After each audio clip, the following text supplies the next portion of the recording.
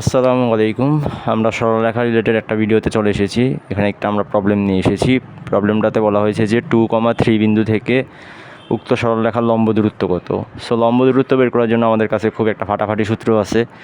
সূত্রটা হলো যে আপনার x1, y1 বিন্দু থেকে suppose px plus qy plus c is equal to 0, এই রেখার যে লম্ব দূরত্ব, এটা সূত্রটা হলো যে px1 plus qy1 plus c সাথে modulus √p square plus q square. এটা হলো যে একটা বিল্ট ইন সূত্র। সো এই সূত্রটা জাস্ট এখানে অ্যাপ্লাই করব। এখানে x1-এর জায়গায় আছে 2 এবং y1-এর জায়গায় আছে 3 এবং p এর জায়গায় আছে 3, q এর জায়গায় আছে -5 এবং c এর জায়গায় আছে 7।